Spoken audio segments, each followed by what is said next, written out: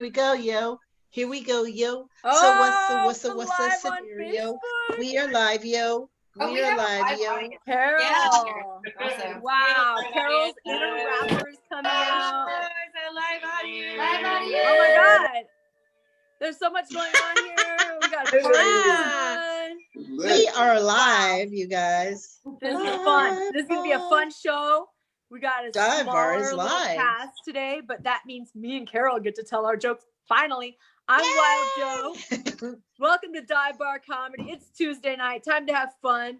Why don't we go with our theme song by the late and great GT? And meanwhile, everybody start your watch party. Get your friends watching Dive Bar Comedy live so we can all comment together. All right, here comes the musical portion. Share dive bar. Maybe it was some messenger.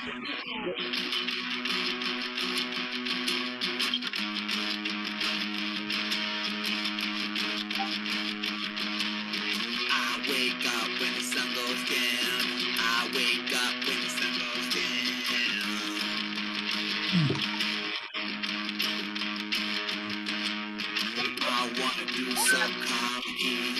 I wanna do some comedy. At a dive bar, at a dive bar, at a dive bar, at a dive bar. I can't say what I wanna say. I can't say what I wanna say. Uncensored.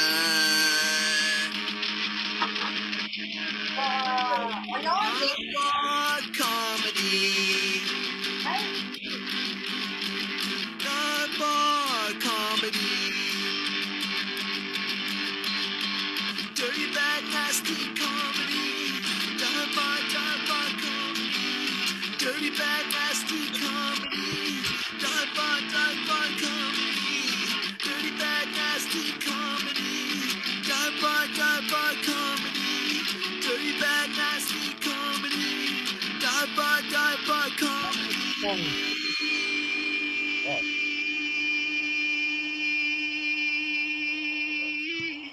Should I be on here or should I? Yeah. All right. I I love that song. Makes me want to get out there in a real dive bar. So let's introduce our guests. We've got today Barry Keith Coe Jr. Welcome to the show. Hey. All right. We've got duo Double Trouble, Hillary Wells and Rachel D. Yeah. All right. You guys look like you're in a real bar. This is why people go to bars. You guys are the reason that guys go to bars anyways. They're hoping to meet some hot ladies like you. So Oh yeah, I miss it so bring much. it. Miss it so much. You guys remember when you could meet a stranger? Okay. Oh yeah. Stranger danger. Okay. Howard Aronin. Hello, dive bar people. There you are. Good to have you Yeah. back. I love And this. of course, our MC host with the most, Mista See. That's right. King of Facebook jail over here, man. Hey. Hey, you were telling us you got banned or suspended, which happens to you quite a lot, Yep. for 30 days. Yep. What the hell? What happened? What'd you do? Yep. It's just Facebook being judgmental and whatnot. One of my wonderful Facebook friends was complaining about how guys kept asking her for pictures of her feet in her inbox, right? Which is swag. I mean, some dudes love it. So I figured, I'll repost it and inform other women that, hey, you can make money. So I said, hey, ladies, start an OnlyFans. You'll clean up because men are sick. And they said that men are sick is hate speech. 30 days. What? Well, No, I think that's just facts. You know? That's what I Mr. thought. C, they have it out for you because I think you must be on a special watch list. They're Oh, I watching definitely- everything you I'm on the say Trump because you've list. been banned before. Oh, yeah. This isn't Oh, your yeah. first time.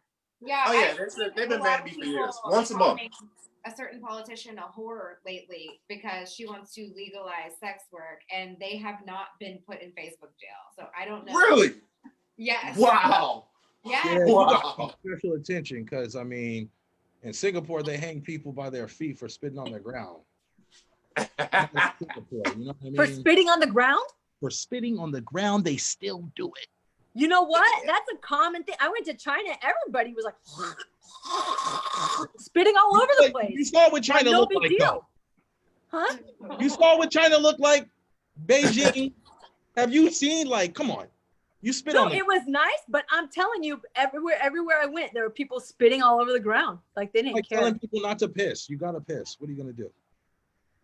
Well, Where are you gonna they piss? have urinals. You can't piss? There's no urinals. What if they did that? That's like telling people you can't spit. On the ground? Where am I gonna spit? In the air? I never thought about it. I don't know. Wow. All right. Spitting is as much of an urge as peeing. Right? It's like Tourette's. You gotta do it, right? I'm saying I don't disagree know. with you. Like You can kind of hold it. Both yeah, you can hold. like pee. You can't hold your pee, but I think You ever swallowed your own vomit? vomit is different. What we're That's talking- But different. have you swallowed your own vomit? I've chewed it back before. See, swallowing your own vomit, if you don't eat Reflux, right, it doesn't come all the swallowing way your up. own spit feels like that. Well, I hope nobody's vomiting. all She over the got it. ground. She got it. There we go. Joe's face right now. She's like, Look for a "Are trash we can. At least look for a honestly trash can. If you're about to vomit and you're walking down the street, which Yeah, hey, look for a window first. Hey. Toilet, you shit in that. Hello." okay, we Window started off. trash can. We're already off the rails, and we just started. Did I get Let's get to- introduced? Let's get to Carol. Carol Newell. She's coming out of a TV set tonight, and That's so as cool. she should be. We should just get used to seeing Carol on TV. But Carol, you're so active, always doing shows, and you said you have some special announcements tonight. I do. Well, I'm on TV because Sunny in Philadelphia, the bar from Sunny in Philadelphia. So I figured the TV would be Uh-huh. Patty's I Pub. like that. Saturday, November 14th, you guys, we're doing Carpool Comedy. It's a live show. You can sit in your car and listen to it on your radio. Come and find me on The World's Best Laugh to get tickets for the Carpool Comedy. It's going to be hilarious. We have a lot of great people that have been on this show. Yeah. So yeah, it's going to be fun. Rachel D was on my last Carpool Comedy. She did a great Rachel job. D. Oh, it was really fun, you guys. It was. really fun. Yeah. So the comic is sitting in a car also, or The comic is in the back of a pickup truck doing Yeah, comedy. not the first time I've done it in the back of a pickup truck, guys. Wow. Yeah, It's a good time. it is fun. It is fun. And we have little clicker clacker things so you can kind of like make it like an applause and you can flash your lights and it's a good time. So that's my Nice. big announcement. Also, I do have one small announcement. Tomorrow, Wednesday, we're starting a new open mic in Studio City at the Roomy Cafe. So if you guys want to do open air, outdoor, on the sidewalk comedy, and you're a comedian or want to be a comedian, come and see us at the open mic. Wow. So Carol, how's your day, your nights of the week? Are you full every single day now? Or are you? I have Mondays and Fridays available. So if anybody wants Okay. to start Aw. a show, because I'm not busy enough. At the Roomy Cafe. So you never know. If you go to the Roomy Cafe, Mike, you might meet someone that you end up in a 6-month relationship with. You Nice. Oh, might. that's where you met your last relationship, I Hillary? met my ex at an open mic at the Roomy Cafe. Wow, that's crazy. She Yeah. meets her Wait, is it exes 6 months? everywhere, guys. Don't take that You're for not wrong. anything. Like she meets her exes taking out her trash. So Doing laundry, all that kind of Really? stuff at the Ross Hillary, Market. Let's talk about it. Hillary, that's your first time on our show. You came on as a friend of Rachel, Yeah. and you guys, I've never met you before. So where are you from and how'd you get into comedy? Okay, so I'm originally from New Orleans, but I moved from there to Minneapolis. And basically, I was like working from home and dealing with the Minneapolis winters, and I was going batshit insane. And I decided to try an open mic finally. Like I've been writing comedy for a long time, and I came from like a performing arts family. But I decided to try comedy because I was going out of my mind there and I didn't have a way to meet people. And I just fell in love with it. And so that was probably 4 or 5 years ago now. And then probably 2 years ago, I moved to the great city of Los Angeles. Aw. And Rachel and I met here, and we've been attached at the hip ever since. So. Aw. Aw. How cute. You guys are going to do a duo. Neat. Yeah. Aw. Yeah. So, Rachel, you have a podcast that you guys were doing earlier tonight. Yeah, What is we're that? on Twitch. It's called Getting in Trouble on Twitch. Okay. And we just talk about how much trouble we get into. It is always the two of you. And every week we have a guest, and they tell us about a time they got into trouble. And then we have Ulysses, who's our resident mixologist, and he makes a cocktail based on like their shit show of a story. Think about that before you roll that. Okay. Interesting. Yeah, but we live stream it every Tuesday on Twitch at 6 p.m. Oh, fun. Yeah. Fun.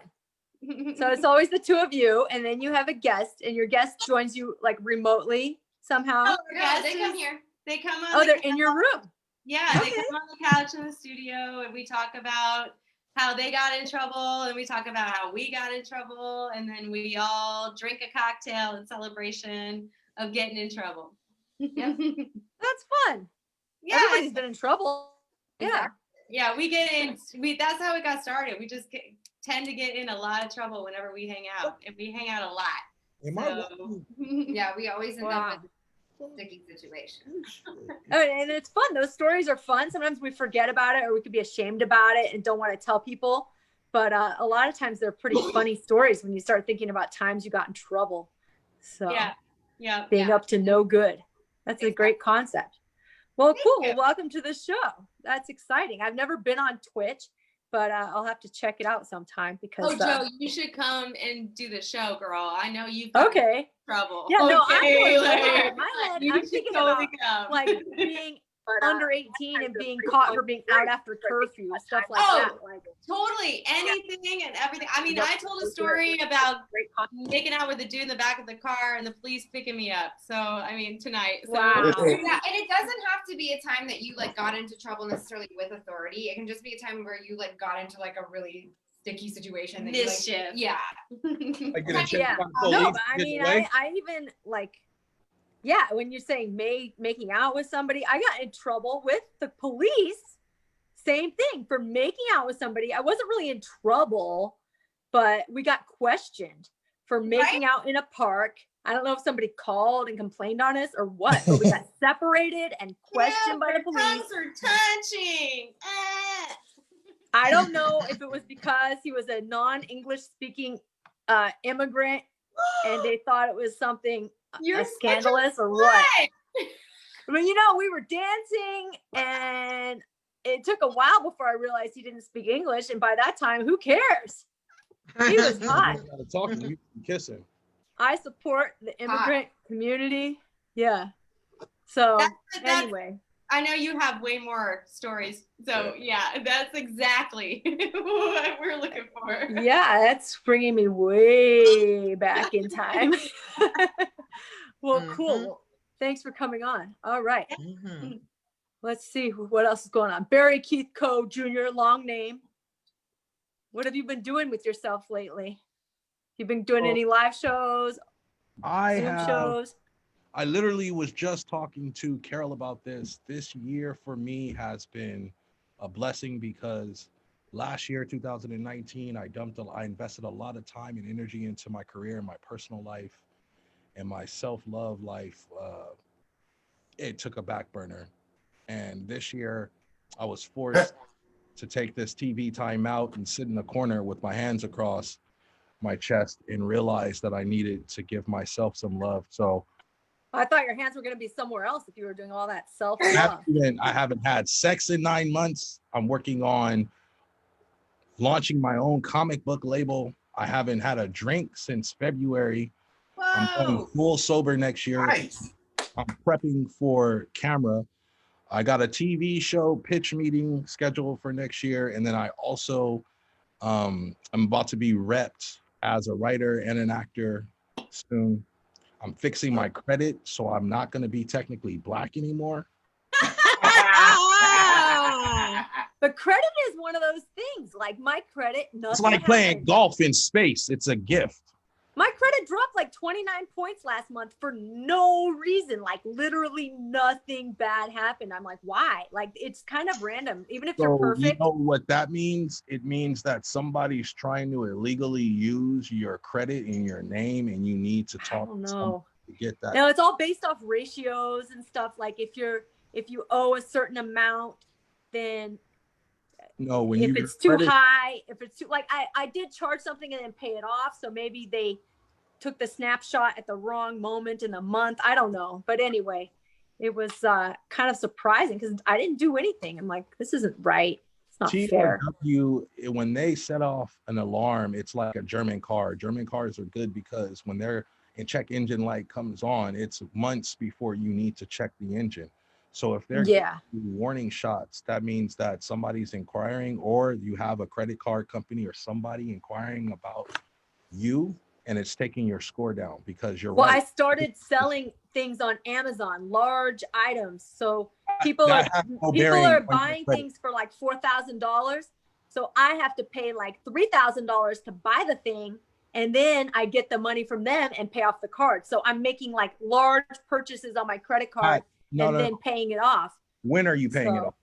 Are you paying right away, within weeks, within a month, you know? Okay, so that's okay. So here, when you do that, the trick past that life hack is to pay it off within 3 to 7 days.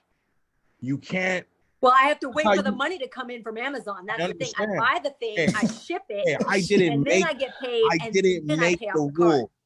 I didn't make the rules. You follow that life hack, you're gonna go up 29 points. I'm just telling you, it's affecting my score, and I know why. I didn't do anything wrong. 30 points. I got a friend who's a CPA, another friend who's a banker. Same shit. I started fixing my credit. That's how I know. Yeah. When you have tiny little gut punches like that, like baby jabs like that towards your credit, that means that you're doing something wrong. You're not playing by their rules. Their rules are 3 to 7 days, and they will gift you with an American Express card. You ever heard of those? And it will be gold. You know what gold is?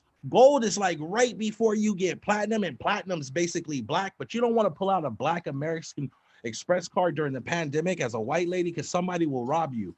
Well, you definitely don't want to pull that out at a strip club because maybe you do. You will get robbed. All the girls will go People crazy will over you. You don't even. That's all I know is Black American Express. That's the card to look for. Man, Big guy has that. Friend The for strippers life are like, card. Hey, can we call it African American Express, please? Don't even come on now to Africa. We just American Expressive Color. Pull out that card. That's Africa, baby. Well, congratulations. I'm glad you're fixing your credit. You wouldn't believe how many people have bad credit when it goes to finding tenants or renting out a place. Like everybody's applying with like 500, 500, you know? I don't judge people on credit. Credit is just Monopoly for adults. And not everybody wins at Monopoly. And everybody who does Monopoly wins at life. So I do judge people on their credit because that means they don't pay shit back. So I've given loans to somebody who wasn't able to get a loan because they have bad credit. And guess what? I didn't get paid back. So I'm going to be just like a bank from now on. Like, what's your score? Or you're black, you're 17, you moved out of your house, and when you're in line at the fucking federal GR building, a federal agent pulls you out of line and tells you that 2 people with the same last name have houses in your name in another state. You don't even got California ID yet. So when that kind of shit happens to you, you got bad credit and you paid everything off. There's an exception. Oh, man. Well, good luck. I hope you get it all straightened out because a lot of musicians they ride on your credit score. I declared bankruptcy last year. I hope you still like me. I do, but I'm not loaning you money. That's the thing. Fun anecdote. I'm not loaning anybody money. I'll tell you that. If once I loaned somebody money and it didn't get paid back, and I'm like, you know what? Enough. I'm never doing this again. Yeah, never loan friends and family money. Just to close the circle of my little interview process, which I appreciate. Yeah. I lost my apartment in 2019 due to some crazy shit that happened, and I won in a court case, and they had to pay me to move. The roof to my ceiling crashed in, and all my shit was destroyed. And I did a lot of road comedy and it was nice, but I was like low-key homeless, but like not homeless. So this year I got blessed with a friend of mine through comedy. I met him. He's another comedian, but he's from another state. He lives in a house like literally down the street from Pink's Hot Dogs on Melrose. So I moved in here in January and we stopped having to pay rent in April. I'm trying to tell you, I'm getting my teeth redone. Fam, the fucking insurance company is paying $12,698 and I'm paying 9 G's to fix my teeth. Look, Wow. I have no choice. Yeah, it's very expensive. You remember Thor 2? I don't even care. I'm wearing a Wonder Woman shirt. Thor 2, when they had the convergence, all the planets were aligned. That's your boy right now. You just got to get in the lab and do some push-ups and just get buff spiritually, mentally, and physically. It's just a side effect. So you feel like you're in the zone. You're in your flow right now. Everything's working for you. I had a trip on acid last night and I walked 10 miles and I had a conversation with my dead grandmother. I'm doing good right now. We're on spiritual fucking walks. I'm elevating. And it's all because when you go through shit that makes you want to kill yourself, but then you realize you love food too much to commit suicide. It's real. You ever had a good slice of cheesecake? Because, fuck. I had $100 slice of cheesecake in another country. $100 slice of cheesecake? Was it good? Damn. I didn't pay for it. Was it good? Yeah, I don't even like to think about that memory because it just makes me realize how poisonous the food in America is. So we don't really talk about that. That was just for you guys. Wow. Wow. Well, this is some interesting stuff. All right. Let's I'm excited to hear what you have to say tonight, and let's get to our final guest, Howard. Hey, Howard the Duck. He's like, oh, am I on this show? I have I really like your background, Howard. I really like your background. I want cheesecake. That's all I can think about now is cheesecake. I'm just surprised Barry's not fat if he only lives for food. Barry's ripped. Why I fucking run. We've got Mista See and Rachel D Hey. and Barry C. This is the show of a lifetime. So I'm pleased to be on this show, but I don't know if you know this, but I am in the same square as Barry right now. We're together in the same square, just like Rachel. Oh, wow.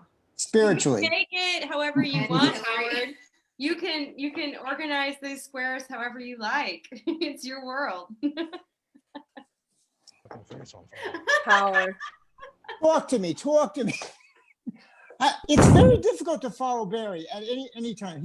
I've done many shows. I love the man. And I don't know if you know this. Carol claims to have the world's greatest laugh. When this man gets going, I don't know have you ever heard Barry's laugh? It is. People love my laugh. He knows my laugh. I've lost pussy over this laugh. So he's lost pussy over this laugh. Yes. Good. Definitely the laugh. Quiet pussy. Quiet girls don't like me, man. Well, you're laughing when you're about to go down, or what? What do you mean? Who laughs when they're going down? Well, and that would lose pussy. I mean, if you did that, that's one way to lose pussy. Of course. You're not a real man if you don't eat pussy. I know, but if you start laughing with your laugh. Sometimes it happens, and sometimes girls squirt when you make them laugh during sex. It happens. It's happened to me. You ever got hit in the face by a squirter and you didn't know she can squirt? Then fuck that. Try this. You didn't know girls can squirt. Yeah, you guys got superpowers. You can actually waterboard somebody if you think about it. Yeah, that should have been how I've seen it happen. Basic instinct. Real talk. Okay. I'm sorry. Howard, I was a squirter until a year ago. Hanging with this very off the rails conversation.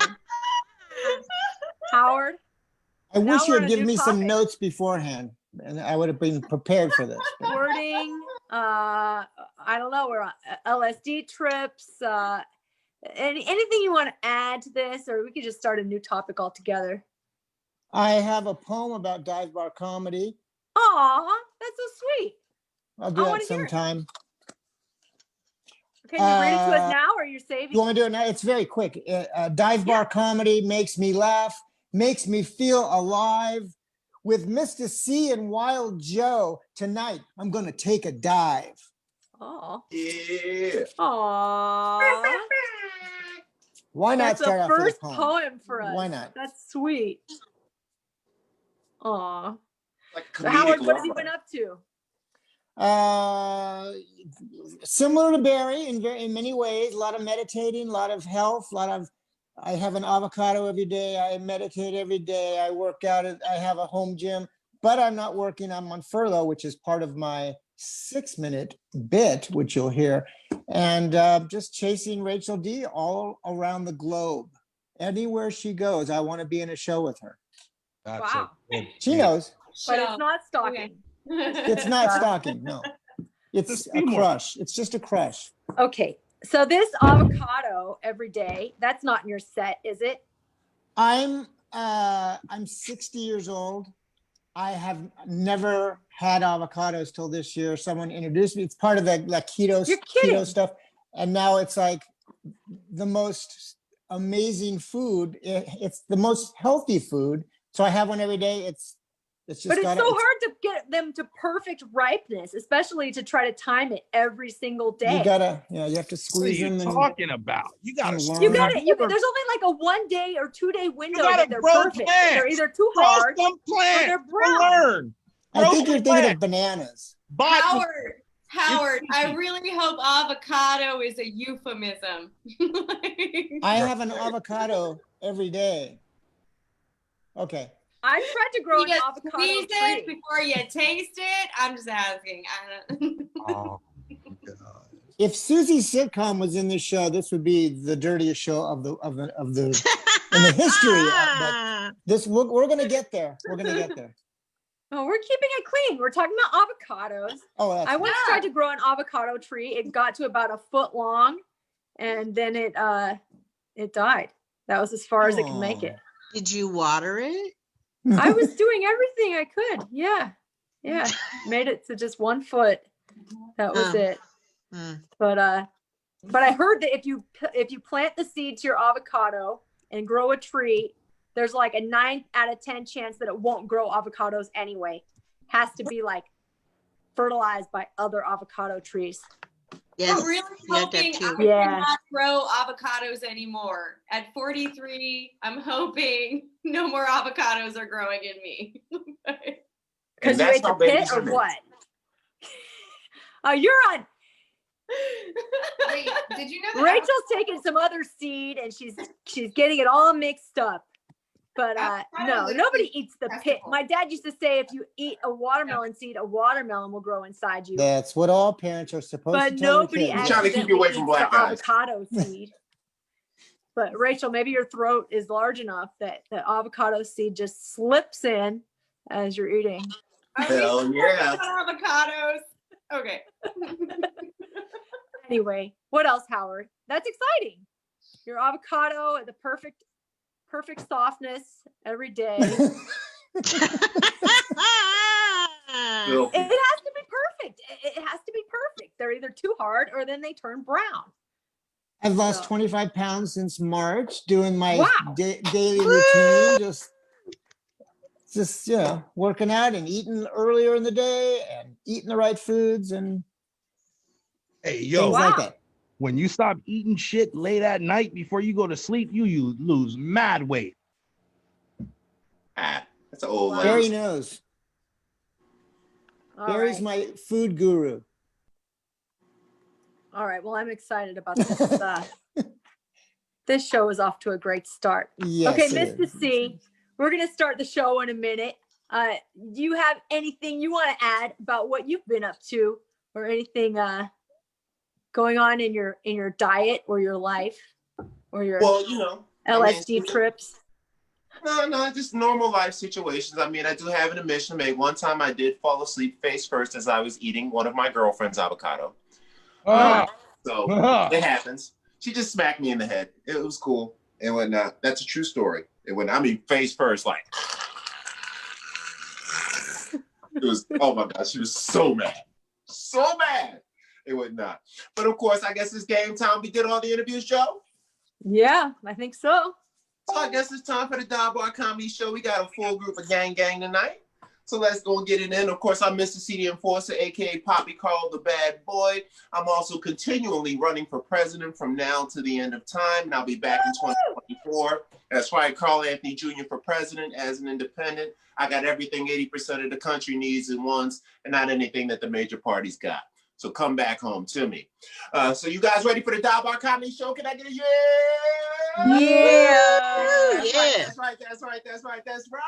So we about to pop this shit off early with the godson himself. Some people call this man the DKNY of comedy because his initials are so damn close, they get confused and give him sex. So you better get ready for this man right here. He is super talented, super cool. Man's got TV shows coming up. The man's got new teeth coming up. The man's got healthier lifestyle coming up. The man walks 10 miles while talking to his dead eye. I don't think you know what's about to happen up in here. Can I get a clap, clap, clap, clap, clap, clap, clap, clap, clap, clap, clap for the BKCJ Barry Keith Coe Jr.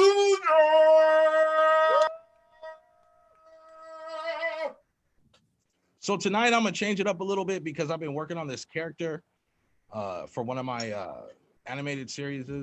It's actually shout out to my late great uncle Johnny.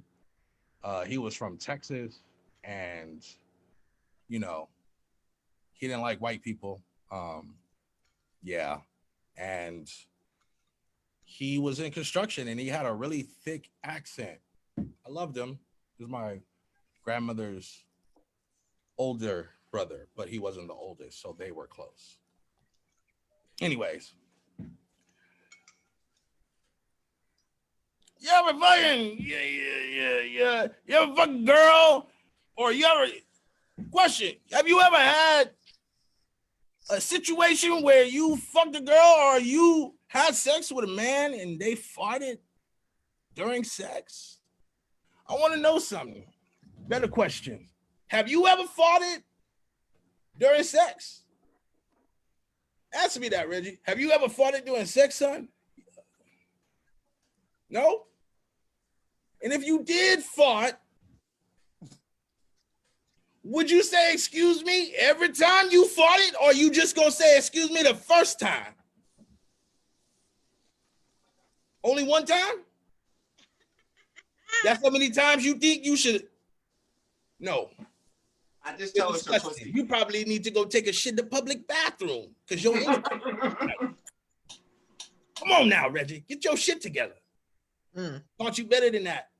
Now, why don't you reach around there and give me some more Honey Jacks? And then, another thing. This is just me telling you because I love you, boy, and this is what the world's gonna teach you any goddamn ways. Don't nobody got time for a nigga with no motherfucking car. I've been telling your ass for this entire year that you needed to get a car. Your girlfriend drives you around in that pink car, boy.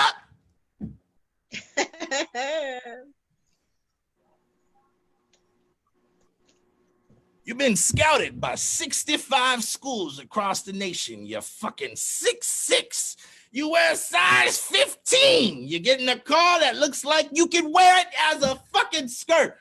It is unnecessary for you to do that to yourself. They have a picture of you with your fucking girlfriend's car. Yeah, they did that. That's your first picture in Sports Illustrated. You ain't getting paid. I don't understand. I'm just trying to understand. I want to take this moment and I want to share my personal opinion about a few separate issues that the current climate is suffering from. I am aware that there is an issue, a clothing issue in America that is probably as important as the current epidemic. It is the fact that the average clothing store does not make Jeans that fit properly for black men with asses. This is a fact. It is appalling. It is something that needs to be fucking fixed. So I went to Tokyo. Remember, I took that flight, first time ever. Yeah, they like black people. They're short. They say hi all the time, and they make good food. Yeah. We did the picture show out there. Yeah. They make jeans for us, son. They do out there. They make them, and they use different kinds. You know what those things are called? Materials. They use different materials and designs. I started using that Kindle. Thank you. That was good. Now I understand exactly what you mean. You can't say things like that to people because then they'll call you a racist. I told you, I don't agree with that term. We are black. Racism is thank you. Yeah. You weren't the only one who used to read. They just taught y'all how to read better than, come on now, boy. You're going to school. You're like, what's the movie you showed me the other day with the white boy and the fucking DeLorean? Back to the Future 2. That's y'all. Back to the Future 1, that's me. All we had was crayons and a chalkboard. Y'all motherfuckers got iPads. What you want? Of course you know shit that I don't know. Get off me. Make it to 65 and still be able to run a mile. Then talk to me, nigga. That's fun. Fuck out of here with everything is okay now. Fuck that. Come on now. You had, who the fuck was your president? And you swipe right to order fucking pizza and pussy? Goddamn. Motherfuckers don't even put no effort in the game anymore.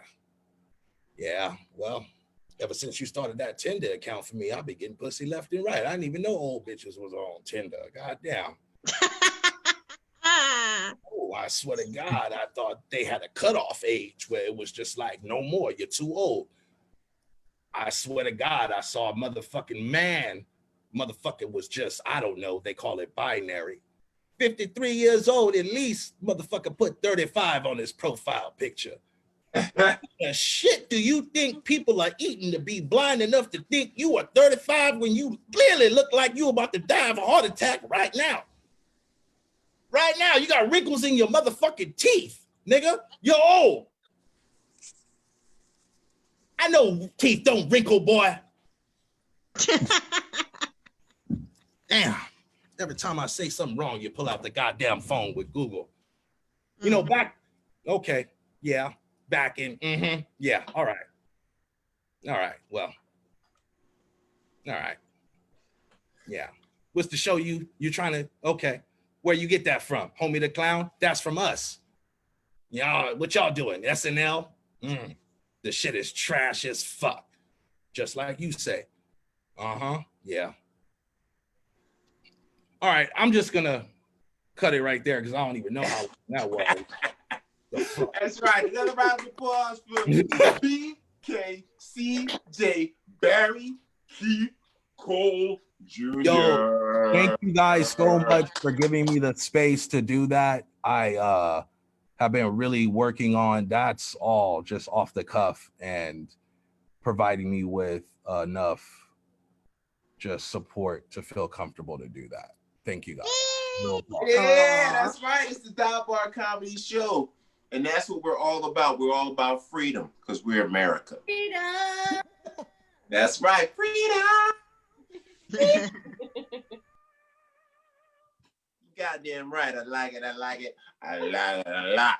That's right. BKCG sounded like one of my uncles after he had a couple of drinks. Another round of applause for my distant cousin, BKCG Barry Keith Coe Jr. Boxer, like, yo, Barry, I think Barry might knock a couple dudes out with a name like that. Barry, you stupid. You jab him down? Dumb as fuck.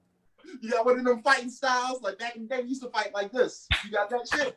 Or you did the dude that fought like this? You ever see somebody fight like this? Oh my God. Like, who the, I would get my ass knocked the fuck out. I'll put my hands up like that.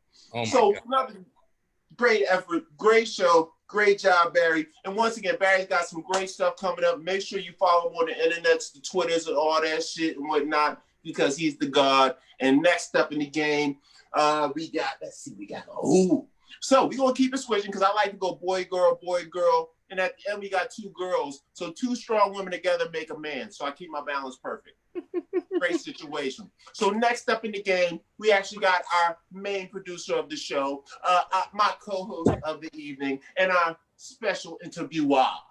So are you guys ready for the next comedian? Can I get a yeah? Yeah. Yeah. Yeah!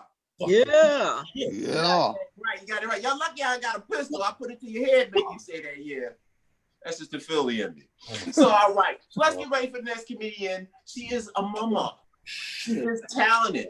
She can sing. Back in the old days, she used to dance, but we're going to keep that one quiet for security reasons and whatnot. And she is also extremely talented. She's going to lay it down. She organizes multiple shows, podcasts. She is an entertainer. She does live performances. She is a blonde bombshell, and it's going to lay it down. So I get a whoa, whoa, whoa, whoa, whoa for a while. Whoa, whoa, whoa. Hey.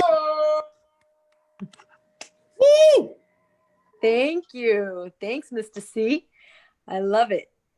Man, yeah, I had a special story I've been thinking about the last couple of weeks. Been reminiscing on my dating life. I spent a long time dating in LA. I moved out here when I was 19. I finally got married when I was 40. So that's 21 seasons of dating people. A lot happened. A lot went down during that time. I used to do online dating. My friend told me that's not a thing anymore. Now you can't even say online dating. Now it's called app dating. But I'm like, you still need an internet connection. So it still is online in my book. But before that, it was a phone line. I was doing party line dating. And I actually met some cool people that way. But anyway, the people always ask the worst questions, you know, like, what do you do? I'm like, well, if this all works out, you're going to be supporting me anyway. So doesn't really matter. Or, you know, how old are you? Right? You never ask a lady her age. So I started asking guys questions too, straight out. Like, how big is your dick? I had this guy, he gave me a pretty good answer. He said, it's as big as a baby's arm. Yo. I said, well, how old is the baby? Hey. Yes, girl. Makes a difference. Yeah, that joke's kind of dirty. I was actually thinking about not using that joke. After I wrote it, I took a hike up Runyon Canyon. I was hiking up the mountain, and I received a sign, like a sign from God, that I should tell that joke. Just as I was thinking about it, at the top of the mountain, passed by a double-sided stroller with like a 6-month-old baby and like a 2-year-old baby. And I'm just staring at them. My friend's like, oh my God, are you feeling maternal? Is that why you're staring at those babies? I go, no, I'm just checking out their arms. Nice. Nice. No, I'm not a size queen by any means. I feel like people should be honest. You know, people should be honest with what they represent, you know. I went out with this guy, and you know, once I saw the goods, it was small. It was disappointing. It was small and thin, what I like to call a pencil dick. And but he kept bragging about himself. He kept going on and on about how hung he was, and he'd say, I'm half Italian, that's why I'm so hung. And you know, on a guy, you can measure the guy's dick because it goes from here to here. And I'm looking at him and I'm like, there's no way. Like, where did he get this idea? So I said, well, what about midgets? Well, I don't know about midgets. This was a while. This was probably 1998, 99. So back then they had, Blockbuster was still going. They had video stores. They didn't have porn online. You had to go to a video store if you wanted to see something like this. And there was a special little section. Some people might not have even been around then, where you have to go behind this curtain to the dirty section of the normal video store. And that's where all the pervs were. And so we went. We were on a mission to find out whether this ratio was also true for midgets. And so I was the one that went up to the worker and said, "Excuse me, do you have any midget porn?" And they directed me to this movie called Midget Madness. And we rented it on our Blockbuster card, came home, popped it in. And I was a little surprised because it wasn't, I guess the word midget is not PC anymore. Back then you could say it. Now it's little people. But I was surprised because it wasn't little people with each other. There was always like a little person and a big person doing it together. So they would have like a small sized, wait, I'm confused. Okay, so there'd be like a small sized man standing behind a full-sized woman, and she would be on her hands and knees, and he'd be standing behind her doing it doggy style. All the proportions are different. And I was pretty amazed. It was something different and weird and interesting, but also, let's be honest, a little gross.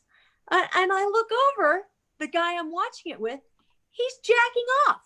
I'm like, oh my God, like this is what turns him on, So yeah, that kind of surprised me. And it didn't really answer our question because actually the people, the men on porn, the small sized men had normal sized dicks. Like they had like a tiny body with like probably the average man's dick. And I don't know if that's just how midgets are, or if those are the porn stars of midgets and they were like the most hung. And I see Rachel shaking her head. She must have a lot of experience with this. I don't know. She's gotten a good statistical average. No. Hell no. Anyway, Hell that's no. the experience. Midget madness. Other than that, I've met some little people in real life. I've hit on little people in real life, and I've been rejected, consistently rejected, and that doesn't feel good to get rejected by a midget. But you win some, you lose some. I really can't. Anyway, you guys, I don't know. I just had that story on my mind. I had to get it off my chest. There's a lot. And, actually, one more small story. I had a dildo. This is not a small story. This is a big story. This is the biggest dildo. I went to the store, to the sex shop, and there was a guy that looked like Tupac on the cover, right?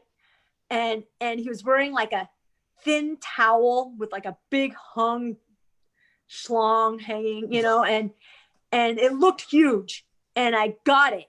I had the guy I was with buy it for me for $80. It was $80. It doesn't even vibrate, but that's how much latex or whatever they had to use to build this huge thing. And then when I got it home and took it out of the box, it was even bigger than it looked in the picture. It was so big. It was like giving birth, but backwards. And anyway, I'm not going to get into all that, but I was like, I got to know this guy. His name was Bam. I even had a friend of mine recognize the dildo and say, like, hey, is that Bam? I'm like, how do you guys know who Bam is? I had to know. So I go back to the sex shop. They had dirty videos there. And I said, do you have any videos of this guy, Bam? Because I want to watch this. And they direct me to the gay section. So that's when it gets real. Somebody's ass is in severe pain. I guess they're not gonna be able to hold their shit in ever again. But anyway. Anyway, I hope that was educational for you guys. I just wanted to share those little memories with you, and I'll give it back to everybody else. Correct? Excuse me? The only Bam I know is Bam Margera from Viva. Oh, I don't know if he has a last name or not. It was just Bam. There's more Yeah. than one Bam Bam. has Bam. a big schlong and is making gay porn. I would be interested to know this information. Yeah, I mean, we're all going to be Googling it tonight. I don't know, but Not all. yeah, Mm, Bam. He was like a world famous dildo, but I still think, I don't care how big you are, I still think they inflated it by like 1.5 times or something like that. There's no way any human being could be that hung, but it was pretty impressive though. Anyway, you guys, thank you guys for listening to my stories. We have somebody who just jumped in the middle and had to hear something weird. He jumped into the middle of all this. Bear Badeaux, thank you for arriving. What's up, guys? Bear Badeaux. So we're gonna sneak a little bear action You're into our cracking me up on your TV. Should I be adding Bear? bear. Anyway, you guys. Hey, Rachel. All right, Bear. Good to have you on the show. You're gonna be Thanks up for soon having me. because we're running through the comics already. But Perfect. fit. yeah. Thanks, Mr. C. Thank you guys for listening to my Oh funny man, I like your stories. shirt, dude. That's right. Another round of applause for Wild Bam Bam Joe. Bam, bam, bam, bam, bam, bam, bam. Oh, That's the Bam. That's the only Real Bam Bam quick. I recognize is from the Flintstones. I just wanted to say this about your story because like that was so fucking funny. Quick fun fact about me: I worked in a Blockbuster my junior year in high school, and anal leakage is real, man. Wow. Oh my gosh. Two That's seemingly non-related facts, but it all ties together. Right? And that's Think about the that Dive on your Bar next Comedy LA show. We have all trip, kind of Barry. facts and knowledge. Always Oh. educational. Educational as hell. I mean, we learned about Mr. Bam. We learned that anal leakage is real. So that's something we all need to focus on in our lives. And also, if you don't know, even though I only recognize Bam Bam from the Flintstones, apparently there's some other fraud named Bam out there taking his name and knocking dudes to sleep. So That's it is what it exactly is. who I thought of when she said that too.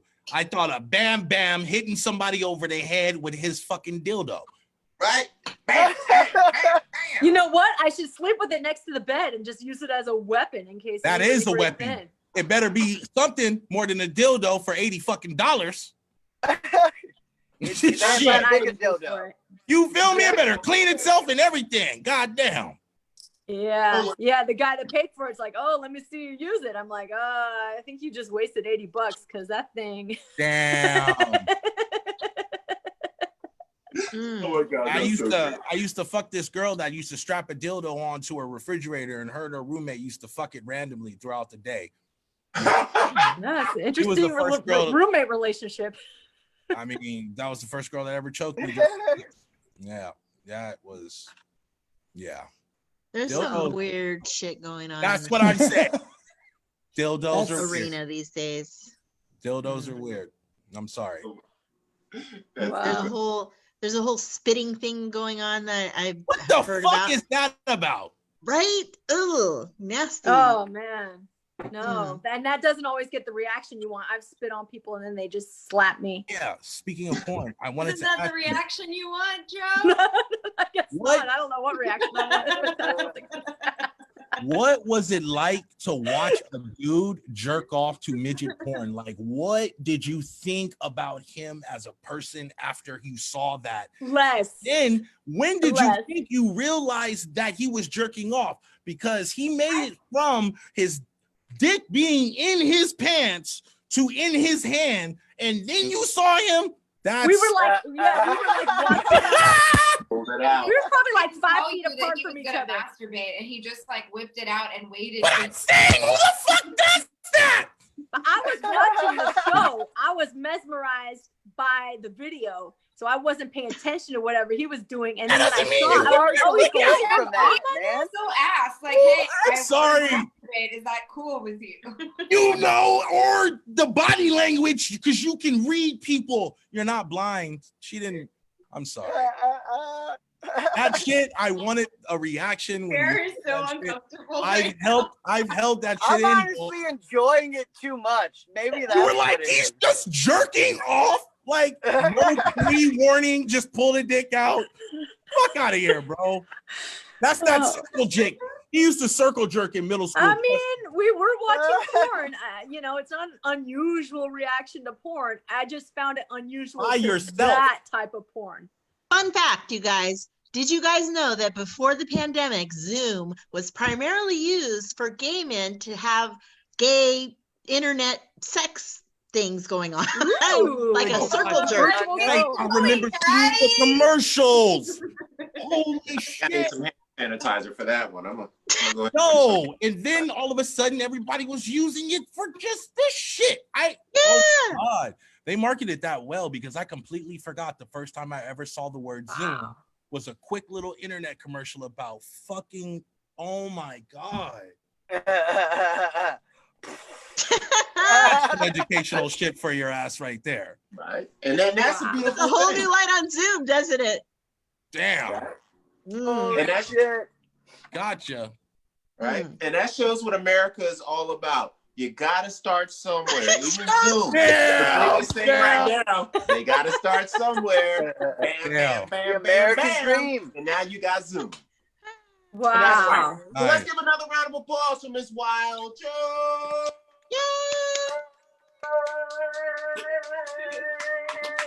All righty, right. And once again, another educational moment at the Dive Bar Comedy Show. We talked about penises, penis size, and things like that. Now, I actually learned something recently about penis size of all men around the planet. Did you know the average penis size of men across the entire world is 5 inches? So, Thank you guys, for saying that shit out loud. if you're past 5 inches, 5 Because and these a half, 5 motherfucking and a people quarter, be thinking them Kong dicks in porn are normal. That shit is a mutation. I'll tell you one thing, it did wonders for my confidence. I feel like I'm Bam. Nigga, get the fuck out of I here. love it. I'm going to I buy didn't a even want roller. to run with a dick that big, dude. That's crazy. Yeah. I mean, it's the I'm magic good. of life. I would have never played sports. I'm not showering with you guys. Fuck. I'm gonna end up on Zoom if I do.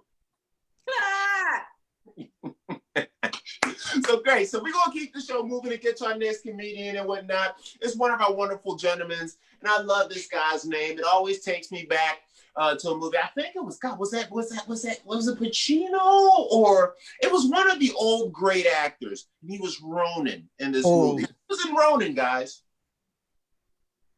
Robert De Niro is the only motherfucker who matters. Robert De Niro. And this man actually looks like Robert De Niro's drunk brother. So I like the way this works out because his name is extremely similar. This guy is super talented, extremely experienced in the game. He also thinks Rachel D is the greatest thing next to life. So you know he knows what he's talking about because I like Miss Rachel too. She used to teach, baby. I'm talking about teach. You know what I'm saying? So you guys got to get ready. She's also one of the ladies that told me about how you get paid more money in San Francisco for doing comedy than in LA. So comedians, if you want to make some money for just doing open mics, for just doing short shit, take your ass to San Fran. Yo, that was pre-COVID, bitch. But anyways. It's gonna be fixed. They just put out the vaccine yesterday. It's all good. They only held on to the vaccine to get rid of Trump. Day after they said, hey, Joe Biden wins, they're like, hey, we've approved the vaccine. It's cool with the CDC. We'll be putting it out next week.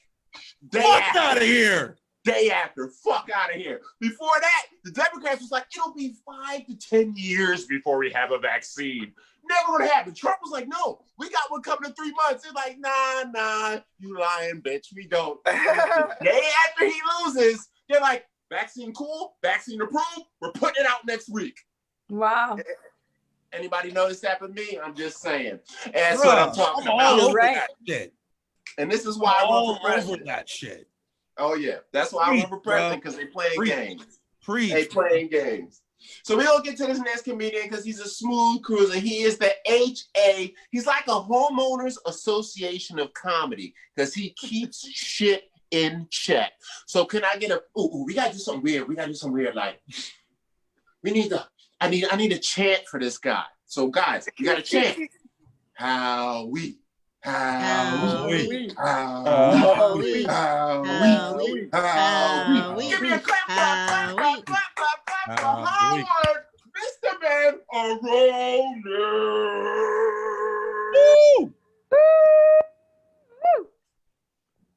Why, thank you. I am Howard Bam Aronin.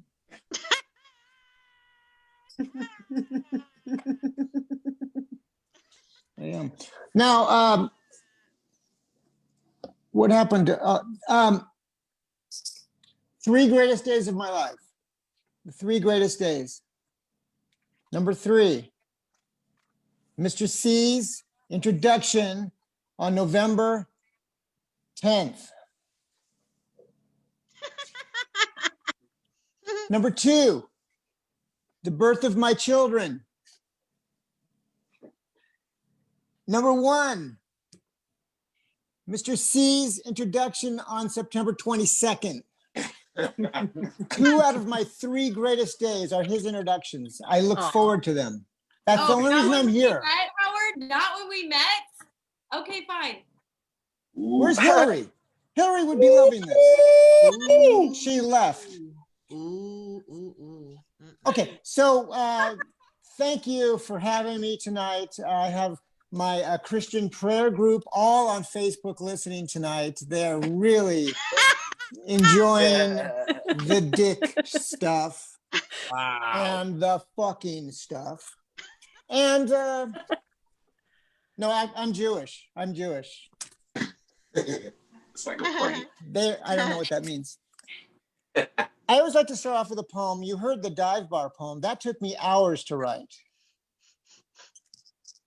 But this is pandemic poetry because I've been quarantined since March with my fiancée, Marcy. Marcy, she's on Facebook Live listening to the show as well. She's a big fan. This poem is for her. It's called Hey Marcy, written in quarantine. Because I'm with her every second of the day, 24 hours a day, every second. Not a moment goes by that I'm not with her. Hey, Marcy. Hey, Marcy. How about this week we speak in British accents? Piss off, Howard. That's pretty much, that's it for the poems. That's all I got. You can snap or clap, whatever you usually do at a poetry reading. Did I mention the 3 greatest days of my life? This tonight is one of them. And you're the reason, Mr. C. Aww. Now, The show. I've been a flight attendant for 36 years. Do you know that? I'm on furlough from my major airline. I can't tell you the name of it. It rhymes with collided. 36 years. They love me, and they just sent me this hat. I don't know what that means. They love me, and they want me to continue with them. I just know it. 36 years. My airline. I don't know if you're familiar that we had an incident where we dragged a guy off the flight. That was my airline. Do you remember that? We did that. We're sorry. What do you mean you dragged? We're sorry. Our motto this year, we're sorry. That's our motto this year. We dragged a guy off the flight. It was terrible. I remember I wrote that. a poem about it. This is Kicking a and poem. screaming. I love it. This is called Dragging the Guy Off the Flight by Howard Bam Aronin. Dragging the guy up the aisle. Draggity drag, drag, drag. That guy ain't got no smile. Now he's got no seat or bag. Dragging the guy up the aisle. Dragging our valued guest. Dragging him for about a mile. You don't get that service on Southwest. Come on. Damn. Come on. Damn. I got a Nicely damn. done. My daughter, this is exciting. This is new. My daughter retired. She retired from the Navy. She's 26 years old and she's retired. She was an officer in the Navy. She's done. I'm mid-career and she's retired. Damn. Yeah, I don't know what to do anymore.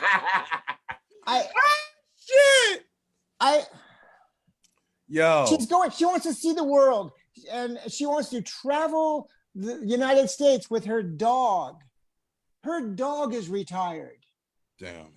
My dog works part-time at CVS. Oh, if Sonny would have come on camera, that would have been a moment. So I guess I'm no longer a military parent. And that was some bullshit. I got to tell you, I faked it. There's Howard Aronin, Howard Bam Aronin, military parent. I don't think so. I faked it. I went to Annapolis to visit her at the academy and I tried to fit in with the other parents. I should have gotten an Academy Award for acting because they would say things like, hey, did you serve? What branch? Oh, I flew. I flew. Oh, Air Force. No, straight male flight attendant. Oh, I thought you said you served. Yes, I serve coffee, tea, snacks. Lloyd is the only one that laughed at that. I love Lloyd the most. I'm glad he came. Now, I think I'm going to go because I'm looking forward to the woman duo that coming later. But Joe, I want to thank you for having me at the dive bar tonight. I really look forward to it, and I love you. Good night. Yeah, that's right. Applause for Howard Bam Aronin. And we also need to give a big shout out to Marcy. Everybody say, hey, Marcy. Hey, Marcy. Now, if you guys don't know, hey, Marcy actually means Howard eats you, Marcy. So it's a very good thing. Good for his church group. Even though he's Jewish, I think he's playing a prank on his church group. Very weird. Excellent stuff. So another round of applause for Howard Bam Aronin.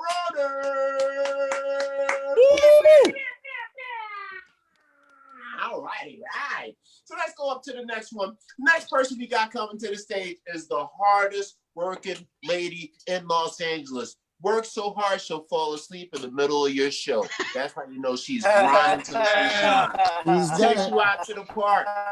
She'll take you out to a carpool. She does it anywhere at any time. I even think she's bi. This woman don't play no games. So you better get ready and get right, because if you need anything done, she will do it and do it right. And if you're a young, strong man or a young, strong lady, she'll do it even better. So you better get ready. So you guys ready for our next comedian? Can I get a yeah?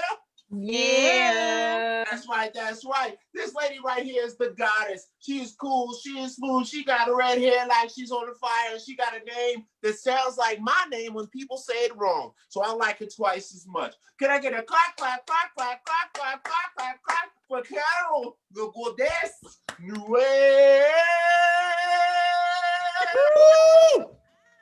Hi, you guys.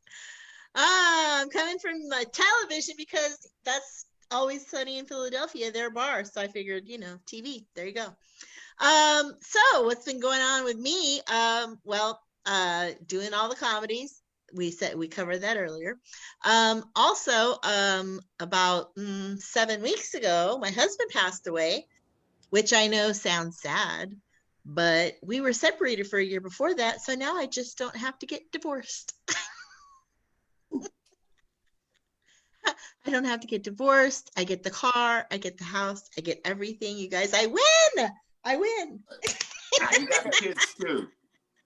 I win. I know it's mean, and my family is really pissed off that I'm doing comedy about it. And I'm like, it's good material. What do you want me to do? You guys, he finally quit drinking though, for good. Good. For good. Yeah.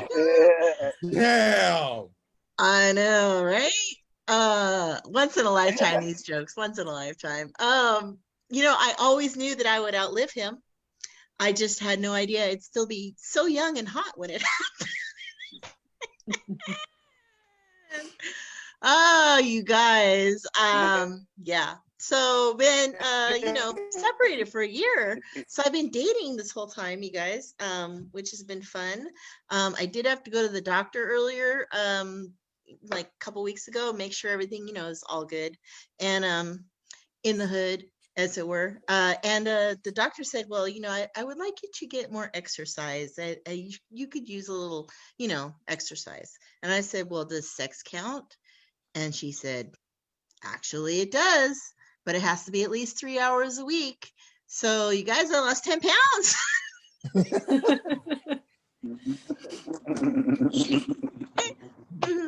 Yeah, that's my exercise plan. So yeah, dating during COVID times has not been easy. Even with the online dating or the app dating, as they like to call it, as Wild Joe pointed out. Because during COVID, there's only just two dudes that you meet. There's the guy that you met yesterday and he wants to hook up tonight. And then there's the guy you've been talking to since last February and still haven't met in person. Mm-hmm. So that's not conducive to dating, really. But yeah, I'm doing my best. So yeah. Sometimes you get lucky though. You get out in person and you might run into somebody. Like I was at 7-Eleven a couple weeks ago, and it was when it was still hot, which was like 2 weeks ago, literally. I don't know what's with the weather. Like it went from, oh my God, turn on the AC to, oh my God, I'm freezing. Right. So yeah. So I was in a little, strappy, sundress thing. And this guy was like, I have one tattoo and it's on my shoulder. And he was like, hey, what's your tattoo? And I was like, it's a button. And he's like, a button? And I was like, yeah, it's a button. And he's like, why do you have a button? And I was like, well, because I make art with buttons. And he's like, wow, that's very interesting. And I was like, I think this guy's hitting on me. What the heck? In 7-Eleven. Yeah, that's weird. And then he's like, yeah, I really like that. That reminds me of my grandmother. That's not a good pickup line. So he wasn't hitting. I was mistaken. So yeah, I've been I was driving down the street not that long ago, and you know how they have those speed signs that say, like how fast you're supposed to be going and then how fast you're actually going. I ran into one of those, well, not literally, but it said how fast I was supposed to be going, and then underneath it was just an angry emoji, very angry emoji. And I was like, ooh, I should slow down. And I was like, well, maybe there's like a whole scheme thing with the emojis. Like if you're going 10 miles over the speed limit, you get the sad emoji. And if you're going 20 miles over the speed limit, you get the angry emoji. And if you're going 30 miles over the speed limit, you get the police emoji. So it worked though. I did slow down. As Mr. C did mention, I actually am an equal opportunity dater, you guys. I've been dating girls, trying to date girls. I did meet a girl, and we went on a date at Starbucks. We, socially distanced outside and all that good stuff. And we talked for like 3 hours.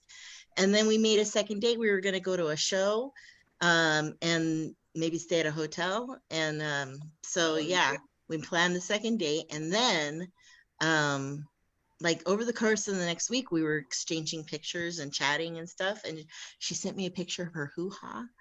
Ooh. I sent her a picture of mine. Hers was bald and it had piercings and ornaments. It looked like Charlie Brown's Christmas tree. God Oh damn. my god. And mine's original packaging, but not really super hairy. Not super hairy at all. Like not Willie Nelson with no teeth. Not. Just barely hairy. That's what I like to call it. So a couple days before the date, she calls me up and she's like, Carol, I can't go on the date. And I was like, why? And she's like, well, because I have a phobia of pubic hair. And I said, oh, well, I'll shave, whatever, I'll wax, I'll do something. And she's like, nope, seen it, can't unsee it, I can't do it. Oh my God. I was like, okay then. Well, so yeah, we broke up because incompatible hoo-ha. And that's what happened. Yeah, so not so successful with dating girls either, you guys. And that's all my time this week. So you guys, thanks for having me. And thanks for listening to all my Yeah, that's right. stories. Yeah, another round of applause for Carol Harry Newell.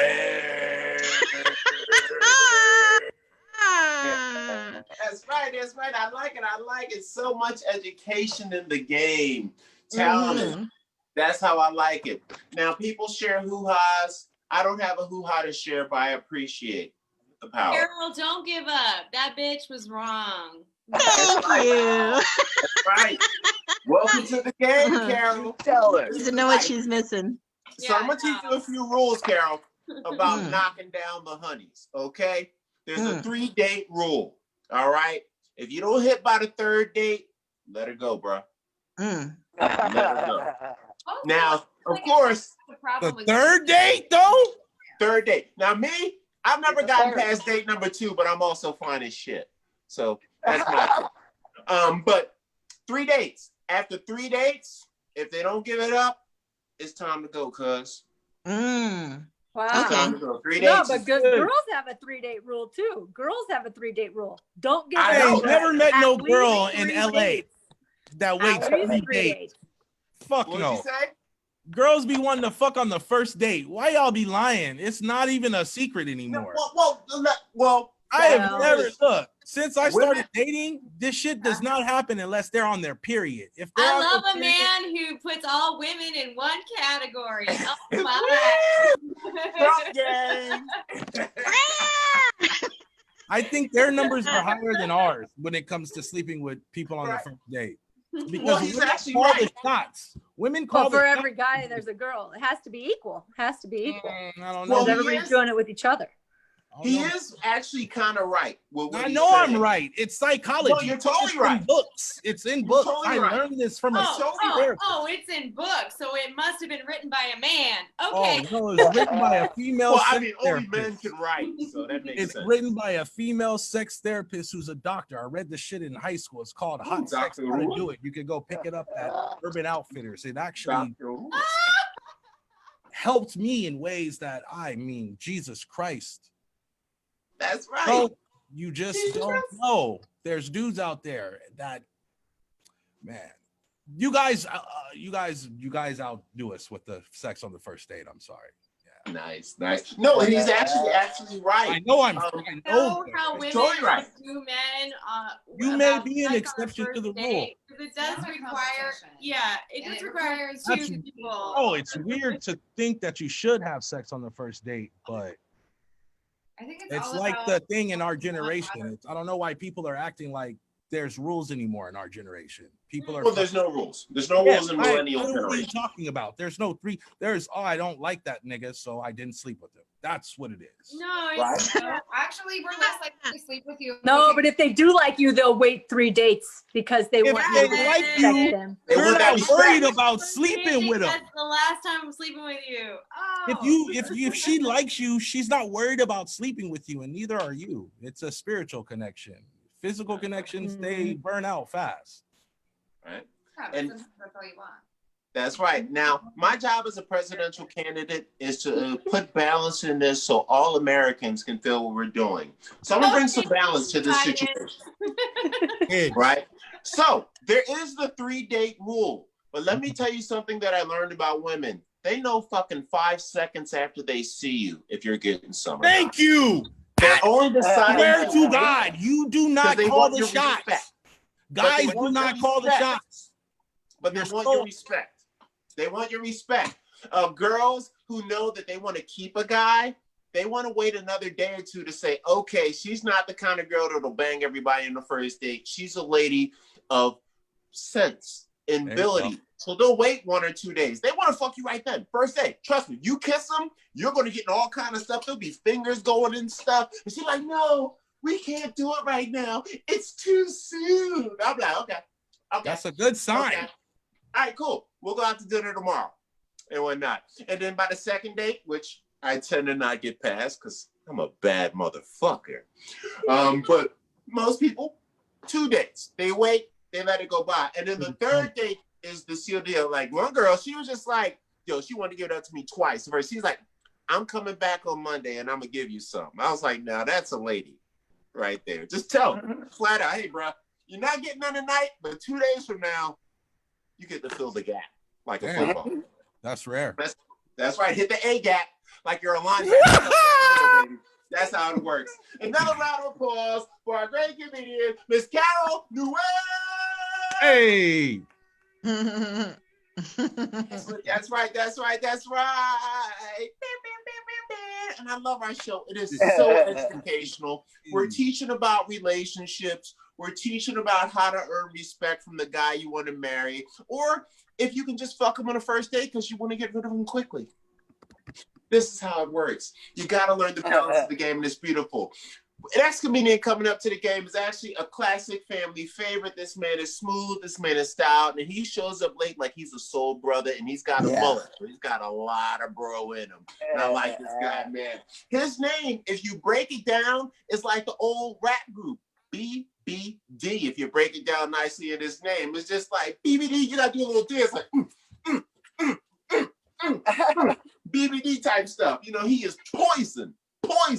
And you got to get ready for this guy. Are you guys ready for the BBD bad man that's coming up to the stage? Can I get a yeah?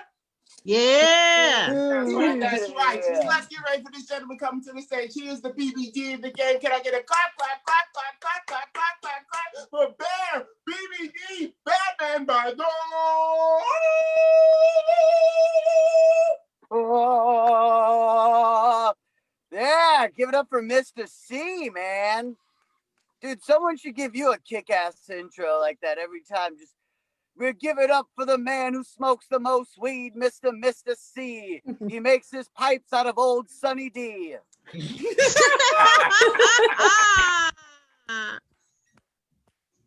I love it, guys. Dude, I came in the middle of this and fucking Joanne's over there talking about her Bam Bam Bigadildo. I literally just came in on dildos. It was the best way to enter a show. I feel like I'm on a nice delay here. By the way, Barry, Keith Coe Jr., thank you for also informing me about the fact that you know someone who has double teamed a refrigerator. So first for me as well, Carol looks amazing, by the way. You look like you got stuck in a Pleasantville infomercial. I fucking love it so much. You also introduced me to the first ever Christmas tree pussy. I've never heard of someone who met a vagina that had ornaments on it. Right? First Me ever, neither. guys. All right. I'm I'm gonna, all right, I'm gonna start off with this. I don't want to get in too deep because it upsets me. I don't trust anyone who pours their milk before their cereal. Mm. Right? That person's a serial killer. Just saying, no pun intended. Seriously, I'm not your stereotypical redneck, guys. I do have a mullet, but this is not a Walmart mullet. This is a Target mullet. It's business in the front, 6 feet, party, socially distanced in the back. Yeah, you got to be safe, right? I don't have an accent. That's another thing that's not stereotypical about me. I don't talk like this. Without at least 2 beers in me. Apparently, if you put 2 beers in me, I'm full water boy. Just, I get go there now, boy. I say my high now, ha ha. Found out that little fact. That's why I switched over to smoking weed, which has led to better conversations like, hey man, have you ever gotten so stoned you put on a collared shirt? I'm not your stereotypical though. My dad is. He is literally the epitome of a stereotypical redneck, guys. My dad, he legitimately thinks that everything in the world is for pussies. Mm. Mm. He does it so much we call it Chip School for pussies. He thinks pain's for pussy, love's for pussy, COVID's for pussy. He thinks COVID's for pussy though because he still thinks COVID's an STD. He's behind us, man. Here's how much of a badass he is. My dad thinks jail's for pussy, but he went to it anyway. He told me this is what happened. He went to jail for killing ducks. Oh. Ducks, guys. I asked him how many ducks he killed, and he told me, just a few, about 300. Whoa. That's duck genocide. That's insane. Here's the best part. His cellmate, Robert Durst. Mm. If you don't know who Robert Durst is, he's the guy who killed 3 of his wives. 3 of them. Wow. I have officially looked into the eyes of a serial killer. And this is how my dad introduced me to him. Hey, Bear, meet Bobby Durst. Bobby, why don't you tell Bear how much of a pussy you were and not stick it out with your wives? That's the way I found out that Robert Durst was my dad's bitch in prison. HBO should make a show about that shit, guys. Yeah. I am married. Like I said, though, not your stereotypical redneck. I don't think of love as just tits and ass. I do believe in soulmates. You know, like in the Bible, guys. I don't know if anyone here is religious, but soulmates, like literally the idea that you could be walking down the street and a beautiful bright light could shine upon you. Like, and then that light entrances you and it leads you to the edge of a field where you look up and there you see the woman of your dreams staring back at you. Your eyes connect, entranced in a field of love. Your souls celestially float out of your bodies, colliding in midair, forming a tornado explosion. Crystal and Bear become Crystal Bear, transforming into a giant crystallized bear with the superpower to give unrelenting orgasms. But it turns out that's not what soulmates really is. Once you're married, you find out that soulmates is getting kicked out of a bar because your team lost and you're shit-faced. And then you see some other girl get tossed out afterwards and your eyes connect across the dirty parking lot. And you think, wow, That would be a great drunk dial. And then you take her on a beautiful romantic evening of hot dogs and B-movies starring Jerry Seinfeld, thinking that'll get you laid. What happens? She tells you, I'd never love you. And then you end up getting married anyway. And 10 years later, you're watching Netflix and chilling. Neither one of you has a soul. You'll never mate, but you both think that you can properly predict the winner of the fucking Bachelor. That's Man. fucking soulmates, bitches. Awesome, guys. I'm gonna end this with this. Who was the one who told me that Zoom was made for sex between dudes and stuff? Was that you or Howard? Barry? Was that you? Newell, Carol. Carol. Me. That was me. That was you, Carol? I think I do remember seeing that commercial. Wasn't it some sort of a zoom, make you go gayo? I don't know. I Only haven't watched Rachel. TV in a year. You're in a TV, for fuck's sake. I know. And you haven't watched TV in a year? You Too look like busy you doing should have comedy. your own show. It's going to be Aw. called I Don't Watch TV, but watch me. Ah. I love you guys. Thank you for having me, Joanne. This has been awesome. Aw. I'm glad I could squeeze in Yeah, after a no long problem. day. That's Rock right. on, Round guys. round Thank you. I'm Bear Badeaux.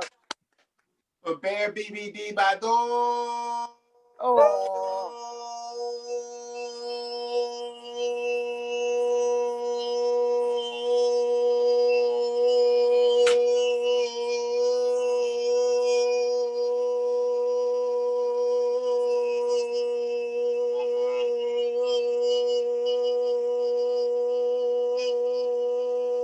Okay, I could go on for hours. So Wow. I'm gonna stop. Ouch. That's I'm what gonna she stop said. myself. I could close the show. Another great performance by Bear Badeaux. And I love the fact that his dad was such a great serial killer of ducks that he bitched the guy that knocked off 3 women. God damn. His dad's a fucking man. Oh, man. He sounds like one of my dads. And when I went on, hey, boy, you a pussy, boy. You a pussy, boy. What you do? What you do? You respect people? You like women? You a pussy. God, Like I you like said, his father. one of your dads. Oh my God, at least. I love Casey. That's the best part about old men. Old school men are so fucking tough that they will be broke. They can't make enough money, and they will work hard as shit. I'm talking, they'll work 90 hours a week for $1 a day. And then they'll call you a fucking punk if you're a comedian or a movie star. He's like, boy, you only work 15 minutes, you goddamn pussy. How much you make? He's like, Dad, I made $40,000. But you only work 15 minutes, boy, he's a pussy. I like his daddy. He's a mean man. And mean men make strong men. Another round of applause for Bear BBD. Poison. Look at Mista See. Poison. I don't.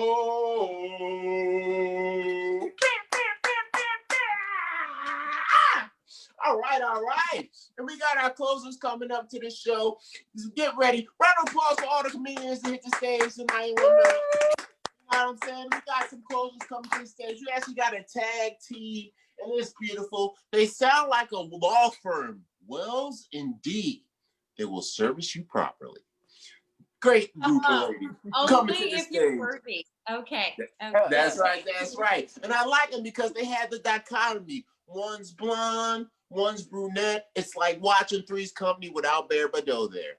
And it's a great situation. And we got to get ready for it because these motherfuckers going to tear it down and give us all that we want and all that we never asked for. So are you guys ready for our closing comedians? Can I get a yeah? Yeah. I say give it a yeah! Yeah. That's right. So get ready for the ladies coming to the stage. One is kind of smooth, one is kind of cool, one is new to the game, and one is super experienced. And you got to get ready. Let's give a round of applause and a clap for Heather Wells and Rachel.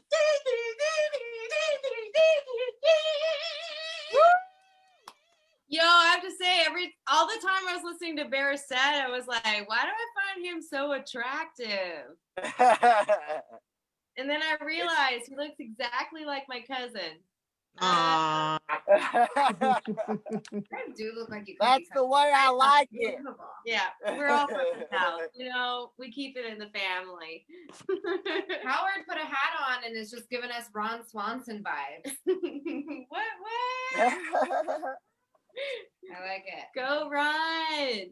I love a Zoom show. Not much at all. Okay. We try to make a Zoom show like a real comedy show, guys. We've been drinking way too much. And we're trying to tell jokes, but I honestly miss, I don't know, I miss the like live in-person sexual harassment. Yeah.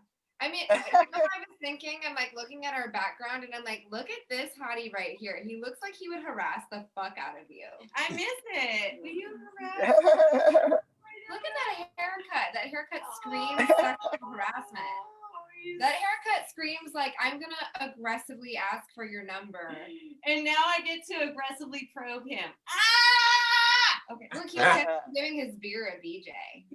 I like it. Look at these two right here. What are they doing? They're gay. They're totally gay. This They're is totally into each other. They're West about to Hollywood. make out. It's a West Hollywood bar. Yeah, This because I think this girl over here, at first I thought this was her hairstyle, but she might have like a furry hat on. Like it kind of looks like she has like one of those animal things with the ears. You guys, honestly, this whole thing makes me miss meeting people. You guys remember meeting people? I'm not enough. Yes. Yeah. No. Fine. I'm not doing any more Zoom shows with you. This is the only Zoom show we've done together. And the last. Okay. We're still gonna do our podcast. Okay. We're still gonna do our podcast. Yeah. And get into some fucking trouble. This is the thing. Okay, so we used to get into so much trouble, you know, when the world was a thing. And now it's so frustrating because of COVID and the lockdown, the world has become safe and we can't do anything. You guys have experienced this? Like you can't do anything. I think that this is the conspiracy. Like we're gonna create a global pandemic so that we don't have to police people anymore. Like that must be what, I don't know. Is that? I just miss all the trouble we used to get into. Like last year. Yes. Last year we went to a BDSM club. Well, it was her idea. Oh yeah. I'm kidding. It was her idea. She said BDSM club. All I heard was club. But yeah, and so we're getting there, and Rachel was like, I don't know what we should do here, but worst case scenario, we'll just make out on a couch. Yeah. And I was like, Rachel, I think you're confusing BDSM with LGBT. Like, that's not what you do here. It's like, there's way more that goes into it. It's not just two chicks making out on a couch. No, I thought, you know, if we just like sit on the couch and make out, everyone will leave us alone. And why would they ever leave us alone if we're two hot chicks making out on a couch? I've never been to a I didn't even know what a BDSM club was. Yeah. Obviously. So we do the best we can because we were at this bar and we're like, let's go to a BDSM club. So, yeah. So we go to the one that we Google that's nearest by. And it is, I kid you not, in a storage facility. It was a garage. It was a garage, guys. It was a garage that lived in a city of garages, a storage facility. It was a garage that required a $20 deposit to go in. We're supposed to be a member, but we were non-members. And we're like, we're just here to check this out. And they were like, all right, you guys are hot, so we'll let you in for $20 each.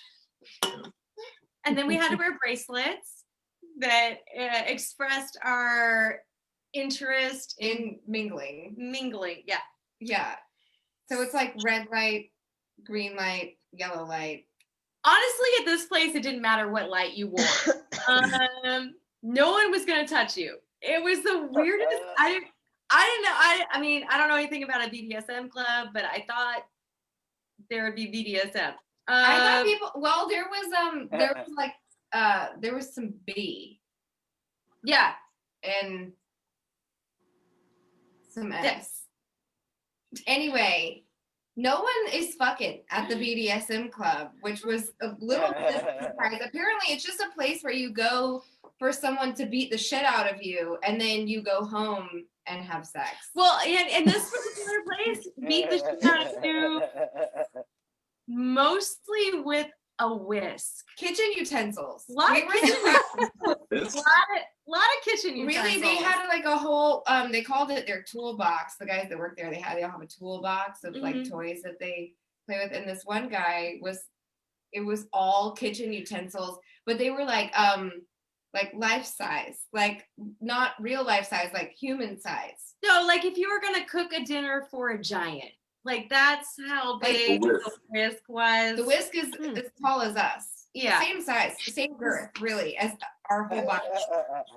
Just smacking you with but I mean, not us, but like, so it was, I mean, people are very excited to share their lifestyle with us. Yes. And we didn't want to make them feel judged. So we hung out for way too long. For like 4 hours. 4 hours. Really mind you can't drink there. So there's no drinks, no nothing. There were snacks in the kitchen. There was some celery and some ranch dip. Yeah, and some like plain bread with no toaster. But we sat there like literally just getting a lecture from the dungeon master. The dungeon master actually got out his guitar case of weaponry. Also, his name was Cutter. That was his real name. Oh shit!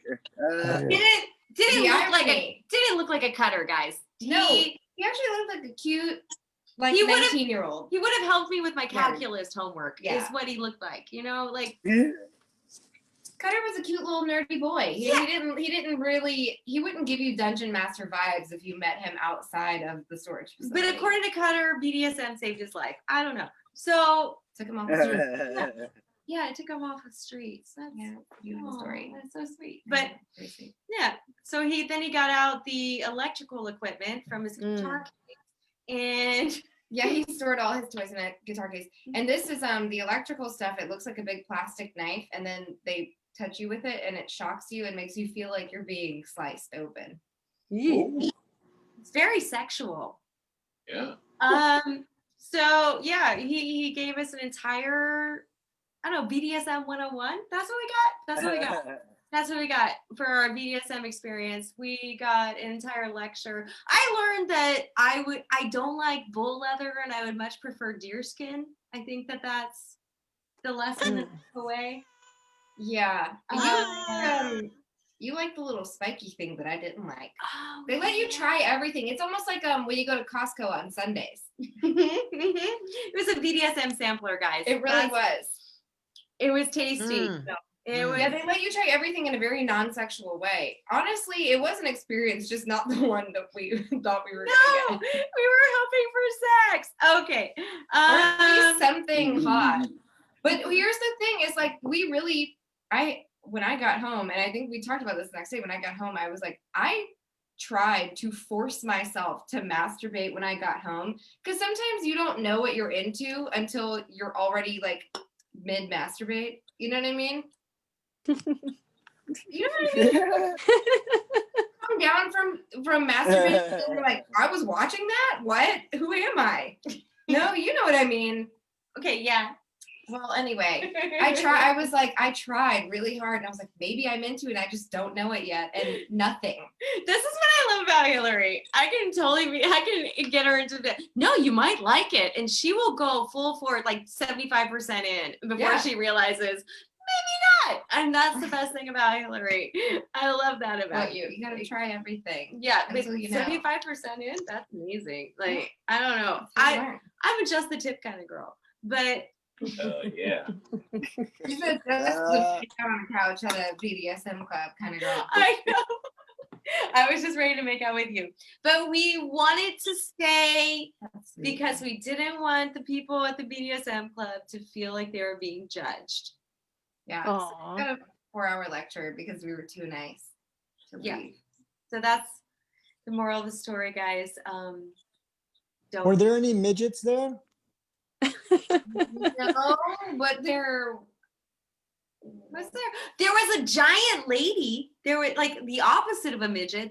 She was ginormous. She was the only naked person there too. She had cute socks on. But yeah, she was naked. Yeah, she was naked. With whisk bruises. Horrible bruising. Honestly, it was disturbing. I was like, oh no. But they were all very, very sweet. They were all very lovely. So nice. Very sweet. Yeah. So like no judgment, but not sexual at all. Yeah. And not hot. Not even a little bit hot. And so, when you're going for BDSM, do your research. Yeah. Turns out not all sex clubs are for sex. That's what I'm talking about. And another round of applause for Wells Indeed, the law firm of sexuality. Heather Wells and Rachel D. That's right. That's right. Another educational experience at the Dive Bar Comedy Show. BDSM, it's all about power and control, not sex. Have a safe word. That's what it's all about.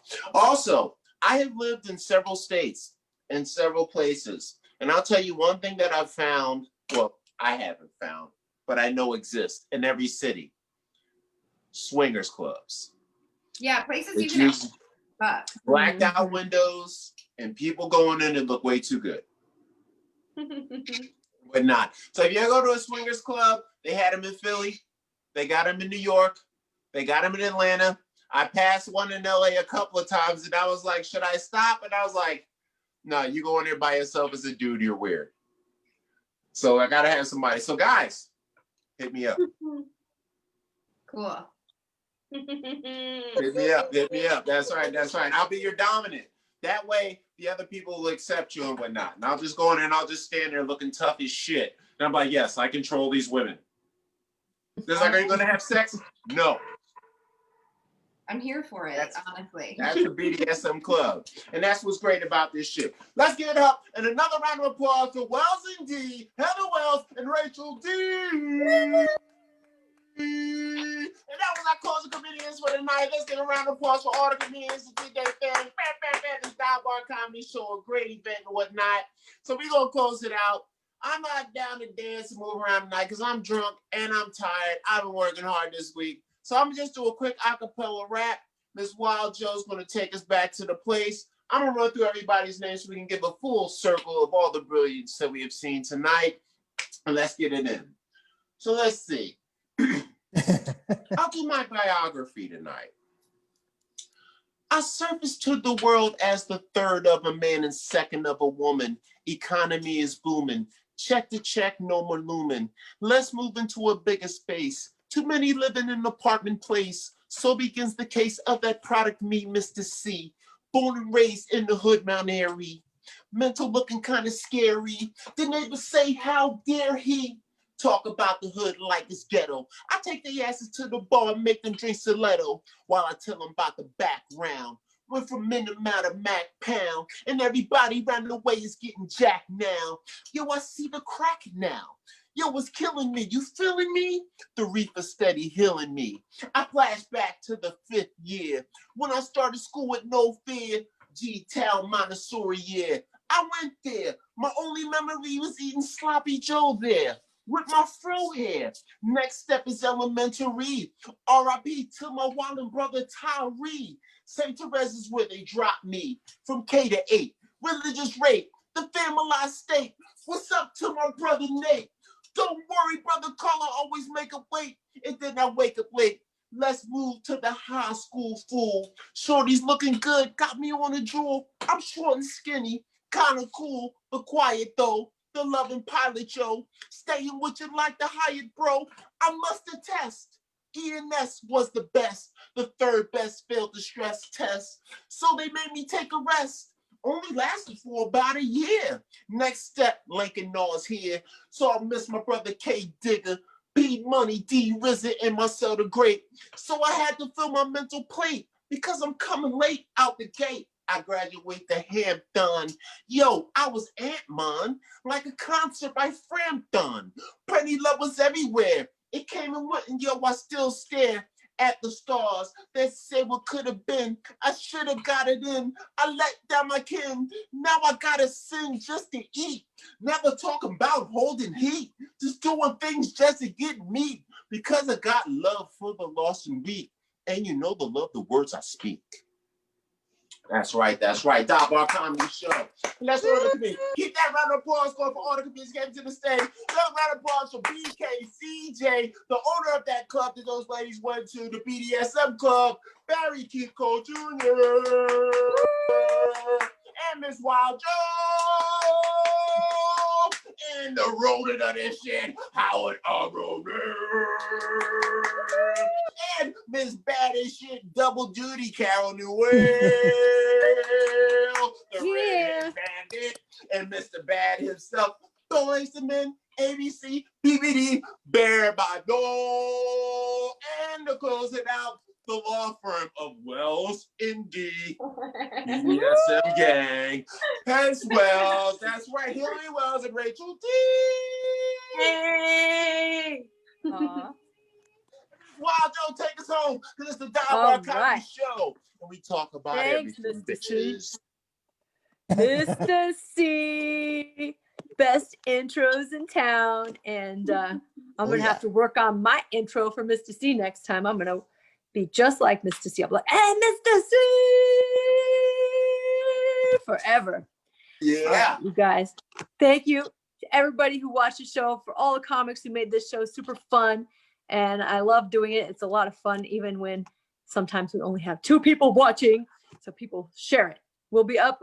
We're on live every Tuesday night, but the replay is up the next day all over wherever you listen to podcasts. You can check it out on the iTunes podcast thing on your iPhone, on the Android, whatever, Google Play or whatever it's called. We're all over the place. And you can check us out also at divebarcomedy.com. So make sure to subscribe wherever you listen to podcasts or tune in live on Facebook. And we have fun every week. So we do. Join us and come to see some of our live shows too if you're in LA, because we're pretty much all from LA. Carol's out there almost every night. And a lot of our other comics are out there doing shows too. 4 times a night, Carol's out there. Yeah. So come on out, see us live, and we will be in a real bar sometime whenever the real bars open. We'll be out there getting harassing people, flashing our tits, dancing around on top of the bar. Who knows what we'll be doing, but I'm sure it'll be fun. So thank you guys all for a fun night. Woohoo! Tune in every week to Dive Bar Comedy. Yeah.